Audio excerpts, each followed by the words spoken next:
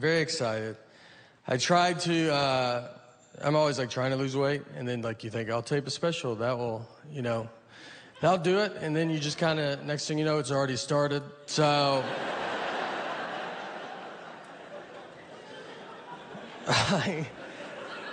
I had a thing that happened that I do, it was like, I gotta get it together. Like I like to golf, and so I would sometimes bring clubs and I'll golf on the road. And so I was in Florida, and we go golfing. It's very hot, humid, gross. You get kind of feeling gross. So I wanted to change shirts before I drove back. And I go to the trunk of my car, and I take my shirt off, standing there, no shirt. And this old man walks up and goes, "Olivia?"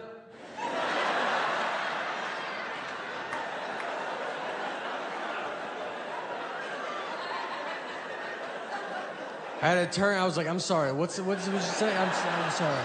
And he was like, "Oh, sorry, honest mistake." And I was like, "I don't know." He was looking for his elderly wife and saw me with no shirt on and thought that could be Olivia. I had a car that he does not recognize. None of this is making him not, he's like, "I don't know, that's a dead ringer for Olivia." I don't know who he disrespected more, me or Olivia, to be honest. I mean, we could both have a word with him. I travel all the time, and if I fly Delta, if I buy a ticket through Delta's system, my name in their system is Nathan. And on my license, my name is Nathaniel. I do not remember making this decision. It's a big deal. You can't just change it. I've tried. I've asked Delta if they could change it, and they're like, "We can't change it." And you're like, "Then I don't know. I don't know where we go from here, you know?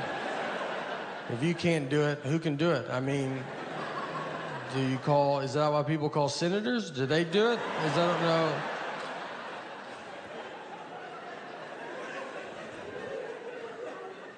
What you have to do, you have to mail your birth certificate in.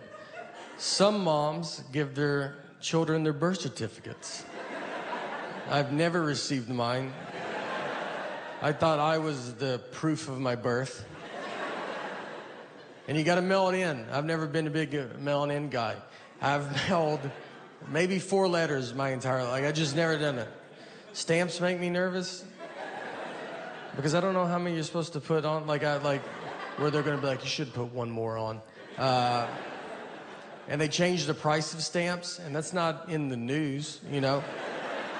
You don't find that out on Twitter. You have to find out from old people. They're the only people that know. They keep up with it. They're like, "Stamps went up." You're like, "Okay. All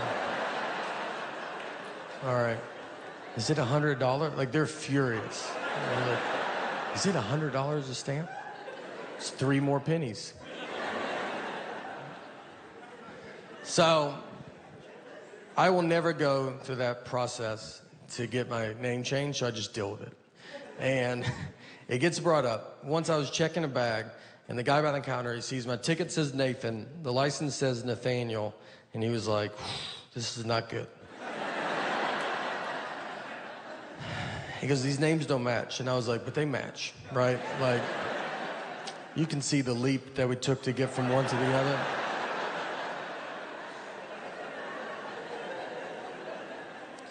And he was like, "But they're not the same." I was like, "But they're the same." And I'm realizing he cannot find out people call me Nate at that point because, I mean, he can't handle that. He's gonna call the police over to be like, "There's a guy with 3 names trying to fly right here. If you guys want to just shoot him from over there or something." So I was like, "What do you want me to do?" And he goes, "You should go home." That's like, honestly, he's like, "I can't believe you've made it this far." I was like, "Let me just try it, you know? Shouldn't I try it?" I said, "Look, I'll give you that those names don't match. But what I think is gonna help a ton is the picture on the ID. Something that I've always loved that they did. And I think with 70% of that name matching and 100% face, it's 170%. I think I'll get through. And this is what he told me. This is honestly what he said. He goes, look, man, I get it, all right? He's trying to relate to me. And he was like, my name's Joseph. That's what's on my license.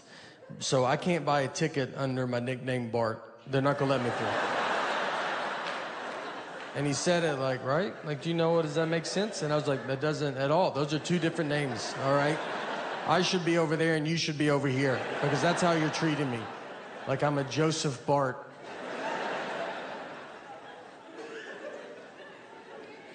I made it through. And on that trip, I was going to Seattle.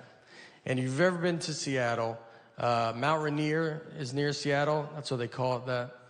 And I don't know if that's true, just so y'all, it felt like y'all took that like, yeah.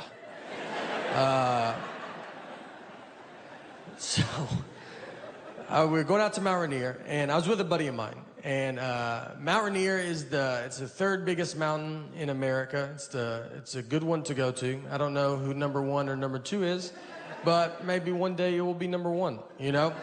Do mountains keep growing? I don't think we know that yet.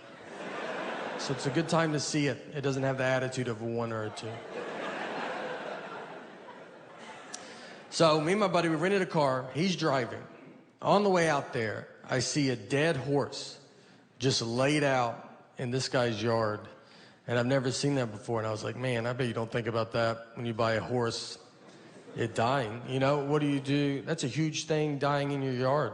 You can't just scoot it off into the woods with your foot and try to get another one that matches before the kids come home. You have to tell your wife to keep the kids away for a month. You got to Google how to move a dead horse. You got to probably try to get another horse to help you do it, and that's not easy.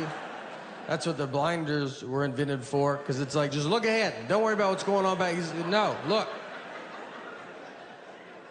Or you got to get your friends to help you do it, and you can't spill the beans too quick on that. You think it's hard for them to help you move a couch? Try a dead horse. You got to lie to them, like, we're getting a divorce. Just come over. Bring your truck and some gloves.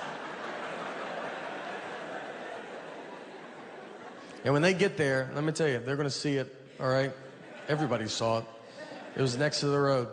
And they're going to pull into that driveway and just be like, I don't think they're getting a divorce at all. I think we're here to move that dead horse is what I think. Let's let him bring it up, all right? Make him ask. But I'll be shocked if we don't touch that dead horse today.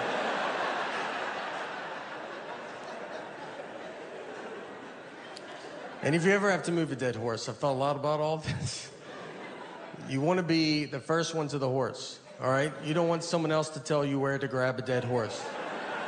So you run out there like you love it. Like you're like, this is what I hoped it was. And get to the hoofs in the front and be like, all right, I'm here. You guys decide where you guys want to be.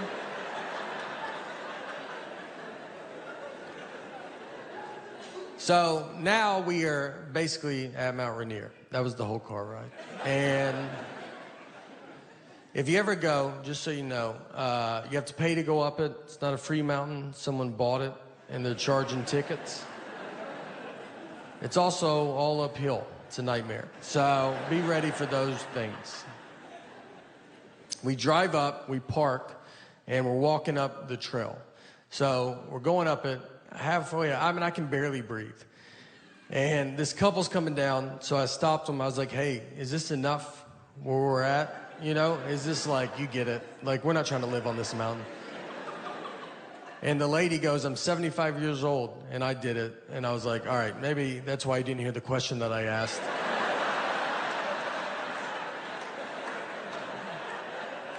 Everybody's pretty cocky on the way down. I mean... There was women with babies. They had 3-month-old babies strapped to their chest. I was like, why would you bring that much extra weight with you? I left my wallet in the car. They looked exhausted. I'm surprised they're not just babies left up there and rangers have to come down. Whose baby's this? That's ours. We're going to let it grow up and come down on its own.